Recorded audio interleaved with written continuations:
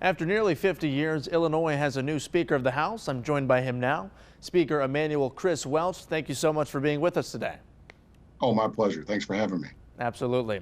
Well, you were complimentary of Speaker Madigan on the day you were voted in as the new Speaker. Obviously, a new leader means change. What are some of the things most important to you to freshen up? Well, first of all, I think it's important to, roll out a very diverse leadership team, a leadership team that looks like our state. Our diversity is our strength in the state of Illinois. And I did that last week. I'm going to continue to do that with the appointments of the chairs to committees. Hopefully I'll have that to roll out this week. But I think the big thing to do is to be someone who is unifying, someone who's going to be willing to work collaboratively and in partnership with everyone, no matter what side of the aisle you're on, no matter what community you live in. I think it's important that we work together. And I was really proud to appoint as my Speaker Pro Tem your local legislator right there in Peoria, who you should be proud of, Leader Jahan Gordon Booth. She's an instrumental part of my team, and I'm looking forward to working with her and the diverse perspectives that she brings from the district that she represents. Yeah, and I was just about to ask you, you and Representative Gordon Booth will be working closely together in your new role and her new spot in House leadership. How much influence will leaders such as Gordon Booth have under your leadership? Well, Leader Gordon Booth has been a friend of mine the entire 8 years I've been in the General Assembly. She played a large role in helping me become the first Black Speaker of the Illinois House of Representatives in our state's history. I value her opinion. I value her input. She's going to play a huge role in setting the agenda here that we follow in the House of Representatives, and she's someone I'm going to lean on. Again, I value her opinion. I text her, I call her, and say, "Hey, you got a minute? Want to run some things by you?" And she's always available to me, and so that's a valuable relationship it's just priceless. And I'm looking forward to working closely with her in this new role. And I did want to ask you about House Bill 3653. Law enforcement officials in our area have told us that they are pretty concerned with this bill, saying it'll take away necessary funding for the departments and also impact the services they can offer to Illinoisans. Do you believe lawmakers need to kind of reassess that bill and get more law enforcement perspective, or do you think Governor Pritzker should sign it as is? I think Governor Pritzker should sign it as is. I think what people have to realize is that this bill was put together after months of collaborative hearings and input from stakeholders all across the state. We have to remember that these bills that were put together as part of the Black Caucus agenda came together after a Black man was killed when someone put their knee on his neck for 8 minutes and 46 seconds. Law enforcement has to realize that reform has to happen. Reform is on the way, and Governor Pritzker should sign the bill as is. Do we need to continue to have conversations? We should always continue to have conversations and find ways to continue to improve. And law enforcement is always welcome to be a part of that conversation. But this bill wasn't just thrown on a board and people voted for it. It was the result of months and months of work and numerous stakeholder input.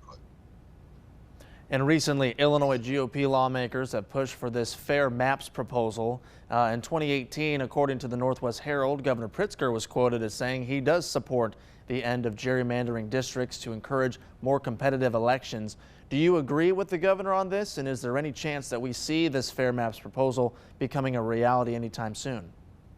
Well, as I've said publicly before, and I'll say again, I believe in fair maps, but my definition of fair maps may be different than what Governor Pritzker's definition is and what the Illinois GOP's definition is. We have to get everyone around the table and at least have an open and transparent process. I think a fair map has to be reflective of the diverse population of this state. Population has to drive what happens here, and diversity is our strength, and that diversity should show up in our map. And if that's not reflective in our map, that's not a fair map, in my opinion. But again, others may differ. And so we have to be willing to listen to all views and have an open and transparent process and I'm willing to be a part of that. And before being Speaker of the House, you represented Illinois' 7th District in Chicago, Cook County. For those in Central Illinois who haven't seen you very much these last couple of years, what should they know about you, and how are you going to work for them as well? Well, I'm not from Chicago. I'm not from downstate. I'm a guy, I like to say I'm the guy in the middle, and I'm the bridge to both, to making us one Illinois. If you look at me and the leadership team I've rolled out, that leadership team is reflective of our state. And I live by a model that a high school teacher told me years ago. People may doubt what you say, but they believe what you do. I don't want you to listen to anything I'm saying to you. I want you to watch my actions.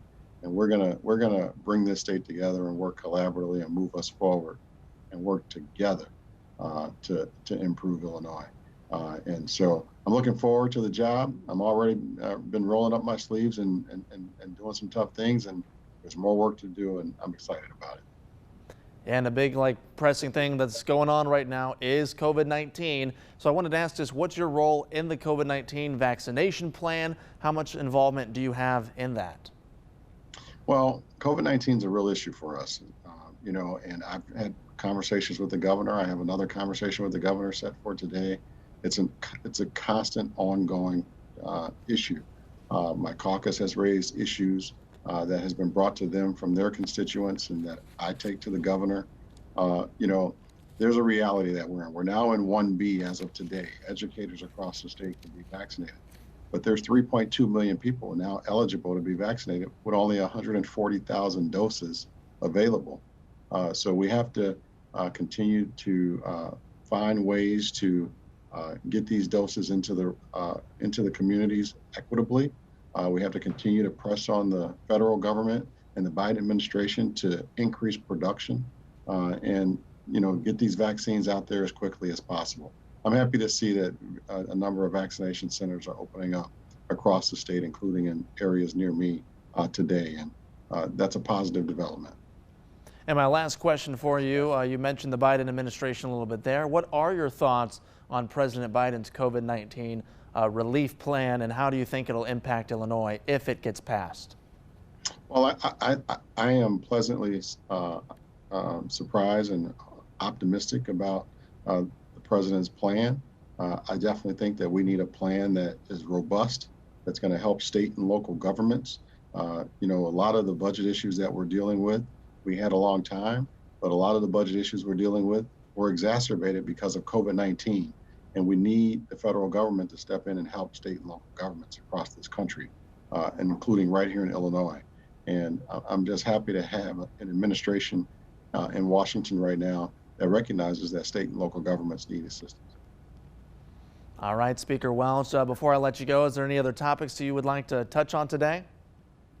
Well, I think you've been very thorough. I appreciate the opportunity to come before you, and I'm looking forward to working with your local legislator, Leader Gordon Booth, as my Speaker Pro Tem. We're going to do some great things for this great state. All right. Well, it was great to hear from you. Thank you so much for joining us today. My pleasure. Thank you. And this full interview will be on our website, that's ciproud.com.